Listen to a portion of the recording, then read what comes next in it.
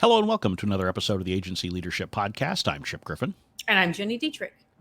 And Jenny, I've got to go over how you keep track of the topics that you would like to discuss on this show. We're going to need to go through step by step what I need you to do, and I'm going to watch you while you do it to make sure you do it correctly. Great. Okay? Can't wait. Right after this.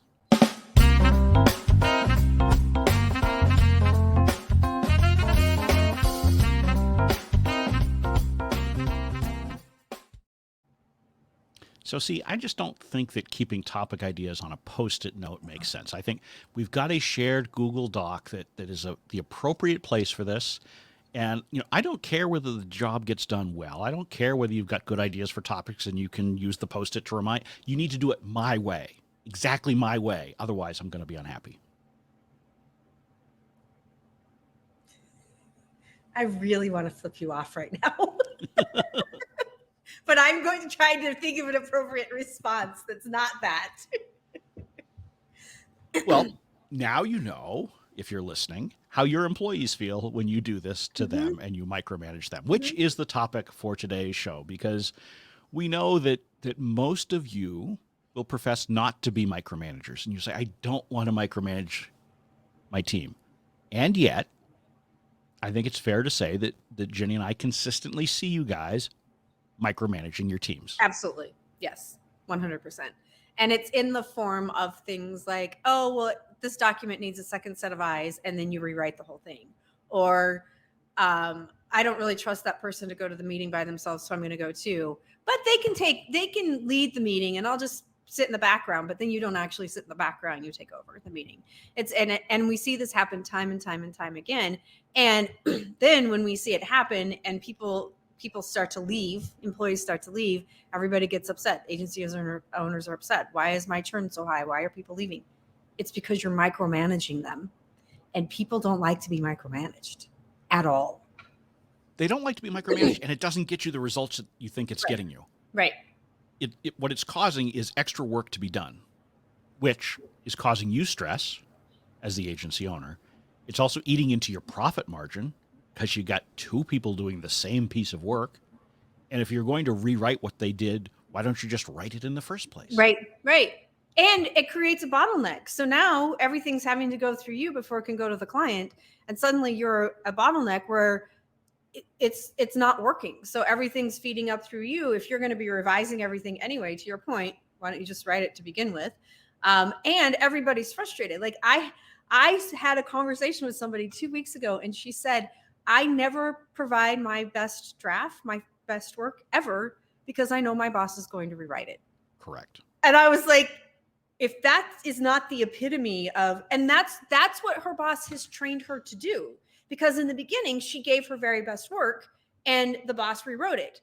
Well, now she knows the boss is going to rewrite it. So she just puts stuff on paper and gives her a draft with something to react to, which is astonishing.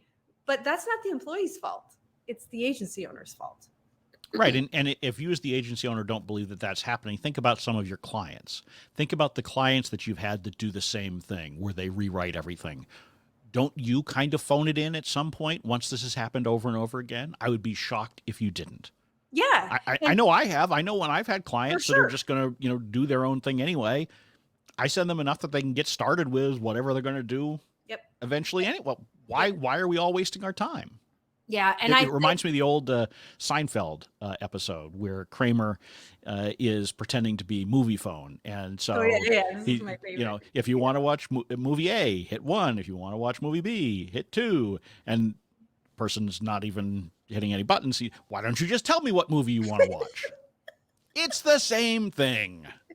Yeah. Don't be that person. It also really makes you feel like, from a client agency perspective, it makes me feel like, why have you hired experts to do this job for you if you're not going to let us do the job? And that's how it makes me feel. So the same thing, if you've hired employees who are good at their jobs, and clearly you thought they are good enough to be able to do the job, but you continue to do the work over them, they're not motivated to stay. They're not motivated to do great work. They're going to phone it in because that's human nature. Yeah. And none of this is to say that you should just, carte blanche, completely trust everybody, let them just kind of go off and do their own thing. You do need to provide guidance. You do need to provide oversight. For sure. It makes sense for somebody to look at a draft piece of writing before it goes to a client or a publisher or whomever. Someone should look at it, but you also need to, if it's you need to look at it and say, is this edit absolutely necessary? Right. And I think I've mentioned this on the show before. When I used to train baseball umpires, one of the things that we would always talk about is if you are going to step in and help your partner make a call, it needs to be because it's absolutely necessary. It's a game-saving kind of opportunity for you to make sure that the guy who was, safe by 3 feet because the ball was dropped, that, you saw the ball drop and your partner didn't, fine. Let them know that. That's important. If it's, maybe he beat it, maybe he didn't, I might have called him out or safe and you called it the other way, who cares? You need to make sure that whatever you're doing, if you're editing, if you're providing feedback on a plan, that it's absolutely necessary to ensure that the results are what they need to be. That's right. If it's already good enough, or if it's a close call, let it go. Yes. I say this internally with my team all the time. I'm like, we cannot, and there are many perfectionists on my team, including myself. We cannot let perfection get in the way of getting things done. And I have one person on my team who's always like, but it's not perfect. And I'm like, it's okay. We have to get it out. What does perfect get you? Right. It gets like, you're just going to be frustrated in the end. So I think that's, I see a lot of that. I see a lot of among agency owners strive for perfection, not willing to give up control and needing to have their hands in everything. And the problem with that is not only are you chasing away good employees or making them just phone it in, to your point, but you're also creating more work for yourself. So all of this talk about I'm working 100 hours a week and I don't know how to get out of it and I'm not paying myself enough money. This is why that's happening. Yeah. And I mean, I always told my employees, don't let the perfect be the enemy of the good. And That's that right. doesn't mean that you should be sloppy, and it doesn't mean that you should, send rubbish off to clients. But it doesn't have to be just so. No. Because at the end of the day, it doesn't matter. It's not going to make a difference. That's right.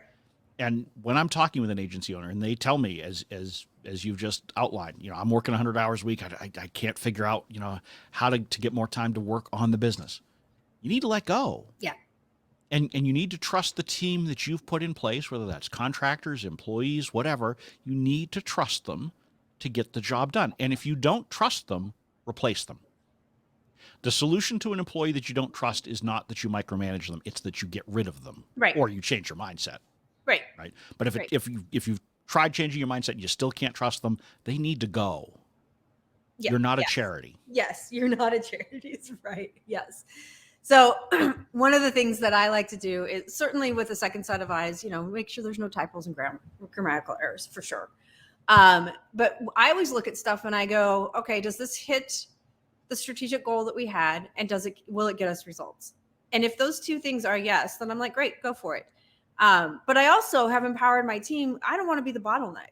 Like we have a situation right now where we have a client who wants my eyes on everything and I'm a huge bottleneck. So I finally said to them, either we're going to be delayed and we're not going to get these things to you on time, or you can trust that I trust my team and it's really good work because I'm not making any changes to the stuff they're sending in. I'm just doing it because you've asked me to, but that's creating a bottleneck. So I've had to sort of coach the client out of me having to have eyes on everything because my team is perfectly capable of doing that work. And I think that that's where you have to get. And as a recovering micromanager, not able to give up control leader, not even leader, manager, I can tell you how hard it is. And I know how hard it is. But you have to get to the point, to your point, Chip, that you trust the team that you've hired, whether they're employees or contractors, and that you've hired them because they can do the job. Now, you might be training them in the way that you do things and in your process, but to rewrite a blog post or a white paper or to rewrite social media messages because you don't like the way they're written, stop doing that. You have to stop doing that. Well, and I think one of the steps that you can take is instead of rewriting it, give them feedback. Yes. Because that does two things. First of all, that is now putting the ball back in the employee's court, right? So that they feel like they still have ownership over it. You're helping to educate them about your thought process, typically, behind whatever change you may want made to the piece or the plan or whatever. And that is much more meaningful than getting back even a tracked changes version in Word where you've got all the red all over the place and the green here and lines and all that. Explain to them what you would like to see improved.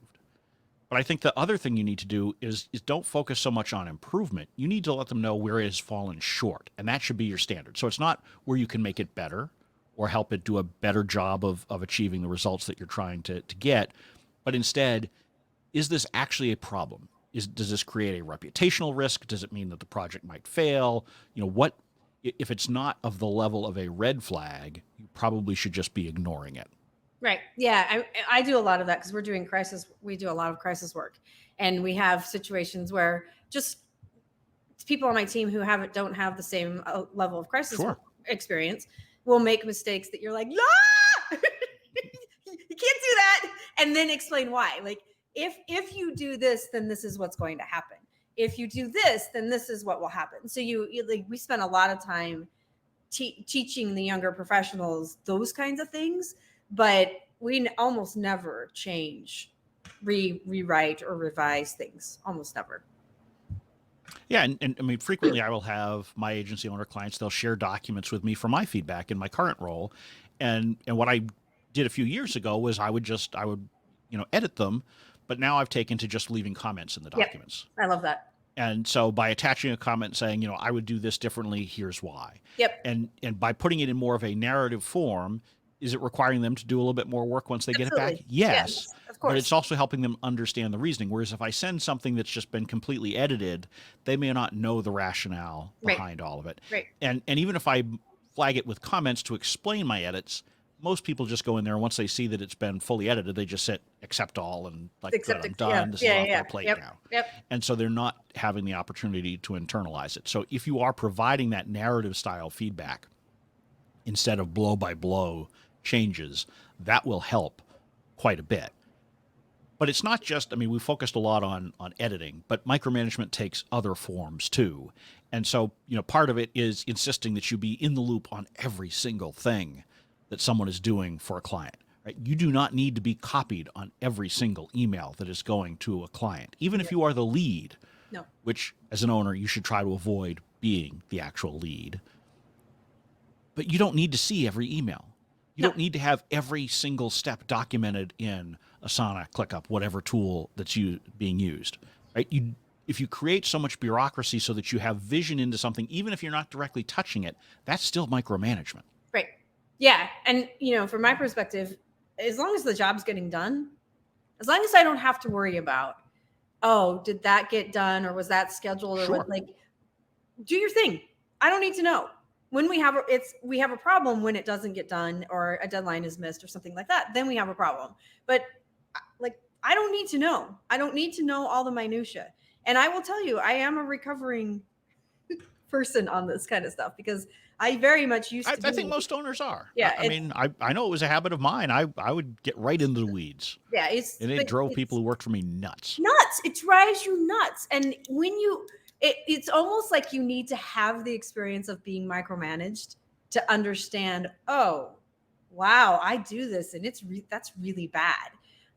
But what we're trying to do is save you that step and help you understand that when you do this to people, they're not going to perform at their best because they know you're just going to redo it.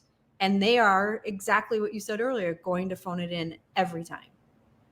And if you need to have steps in place to make sure that things aren't getting missed, that's fine. Document a process. Put together a checklist. I love those things. Yep. But what I would also tell you is don't do it yourself.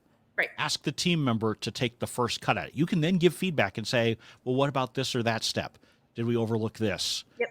That's fine. But I was working with an agency owner recently who was building out the process themselves. And that is not, to me, the most helpful way of doing it. The most helpful way is perhaps say, this is kind of roughly what I want it to look like. Here's a model. Let's build it out. But have the employee be the one that's driving that. First of all, there are likely to be things that you didn't think about. because hopefully you're not doing every bit of it day to day Right. anymore. Right. So they may capture things that you would have missed, but you still have that opportunity to provide feedback if they have overlooked something. But now instead of it being, Big Brother coming in and saying this is how you have to do it, you've worked collaboratively to come up with a process to make sure that things don't fall through the cracks and you get the best results possible. So come up with ways to address the concerns that you have that are not simply you looking over everybody's shoulder all the time. Yeah, absolutely. And the other thing that I really like to do, and this drives my team crazy, but it works, is ask them what they think. So when they come to me with problems, I always say, what do you think? And I do this to clients too. It drives me crazy. Like clients that their role as a communications person, not the CEO, but or a marketing person. I will say, well, what do you think? And, sometimes I'll get, well, I don't know. That's why I'm asking you. But other times I'll get, well, I think we should do this, this, and this. And then you have a conversation about, what you said earlier, here are some things you might have missed, or here are some things you should think about. You have that kind of conversation where they're learning versus you just giving them the advice and them running away with it. Right. And I have several agency owner clients who are like, I know what you're going to ask me, and I don't know what I think. That's why I'm asking you. So then I kind of push back a little bit and say, okay, well, let's talk about what this is and what the options are. But what it does, it first of all, it takes you out of the micromanager position, but it also builds the confidence for the other person, because now they're saying, okay, actually she likes the way I think, and she wants me to think about these things. Now they start to come with with solutions instead of problems. And they say, okay, here's the problem, and here are 3 things we thought we could do to solve it. Great, let's talk about those things. So even though I do get pushback big time from my clients, from my team, from everybody who's like, if I knew the answer, I wouldn't be asking you. But it really does. That one question changes everything. It changes the dynamic, it changes the conversation, it changes the culture, and it changes the confidence. Yeah, no, I love that. And I think anytime that you can empower the team member, it's going to be helpful. If you've already had a culture where you just give the answers when someone comes to you, it's going to take time to build them up and get them to this spot, because at first they may think, this is a trap. This is a trap. What? Right. Yes. What am I missing here? And so, you're going to have to, you may even have to say, look, I'm taking a different approach now. I listened to the brilliant Chip and Gini podcast and decided that this is the new way to do it. So that's what I'm going to do. In fact, I always tell my clients, feel free to blame me for anything. You Right. want to come up with a new process? My idiot coach told me that this is what I should do. Fine, I don't care. I'm happy to be the bad guy. Pick on someone who's not in the room. It's all fine. But you need to be in that position where you're encouraging them, because they, in all likelihood, they have an idea of what they would do differently. Right.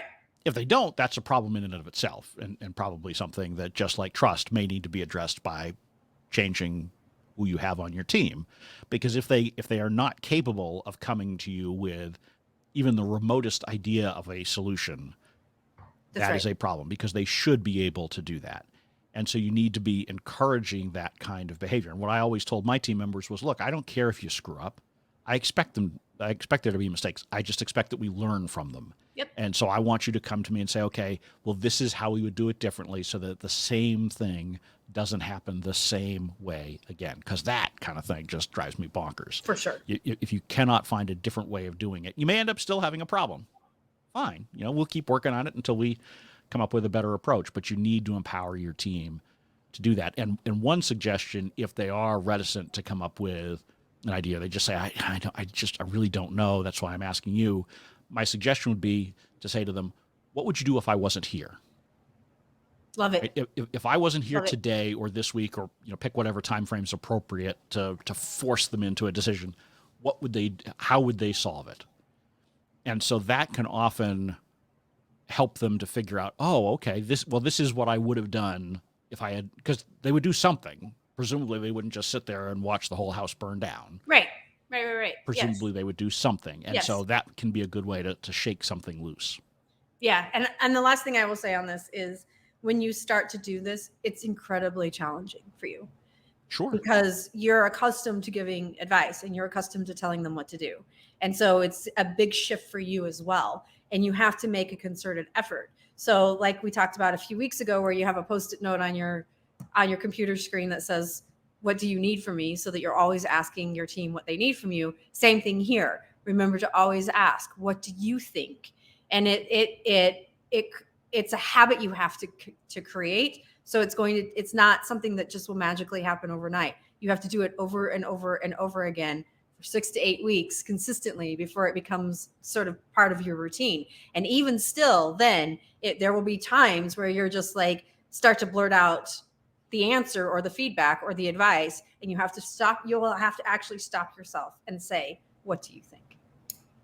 And here's another suggestion. If you find yourself in this position and you're not quite sure how to really accelerate this separation from micromanagement and really to get your team to take ownership and responsibility, my suggestion is that you do what most of you are telling me that you want to be able to do anyway. Take a week off and fully disconnect. Love it.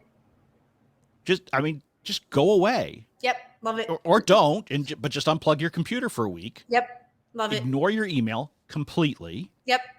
And when you come back a week later and everybody's still functioning and the business hasn't disappeared, you will have more confidence and your team will have more confidence. You're going to be anxious that week. So if you're a wine drinker, I would stock up on a case or two before that week starts. A case or two. I don't know, maybe more. It's a week, and it's for a lot of you, if micromanagement is your habit, you're going to have a very difficult time letting go. But I cannot think of a scenario in which your whole thing is going to evaporate in a week's time. Right. And that's right. Presumably, you've got at least somebody minding the ship who will pick up the phone when they see that the agency is on fire and let you know that that's happening. So give them some phone number to call if that does happen. It's not going to happen, though. It just doesn't. Right. You are not nearly as important to your agency as you think you are. You're not. And once you figure that out and trust your team to do their jobs, your life gets immensely easier. Yeah. And by the way, even as a solo, you can still take a week off. Yeah. This is another one, because I talk to a lot of solos. Oh, I can't take a week off because I don't have someone to cover my client. You know what? You call up the client and you tell them, I'm taking a week off. That's right. See ya. That's exactly right. And you know what?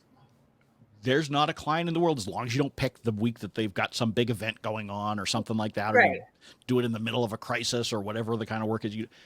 Unless you do something foolish like that, it's all going to be okay. They may complain and moan a little bit. Clients do that. Just reassure them. And guess what? It's only 5 business days. If you have clients who truly cannot live without you for 5 business days, you need to charge a whole lot more than what you're charging now. Yes. A whole lot more. Yes. So yeah, that's great advice. Take a week off. Stop micromanaging. It's making your team crazy. Right. I mean, you want to take time off. You want to get work off of your plate. You know what the best way to do that? Take a week off and get work off your plate. I love it. If you do those two things will actually happen. I love it. That's great advice. So, take a week off. We are the masters of the obvious, if nothing else. But hopefully we've convinced you to stop being a micromanager, or at least be less of a micromanager than you are today. I will take baby steps here. I will too. Do it, please. Because you don't want us to come in and have to micromanage you and tell you exactly what you're doing wrong as the agency owner. I'll just come in and ask you what you think over and over and over again. What do you think? Well, fortunately, now we know what you think, Jenny. So that will draw to an end this episode of the Agency Leadership Podcast. I'm Chip Griffin. I'm Jenny Dietrich. And it depends.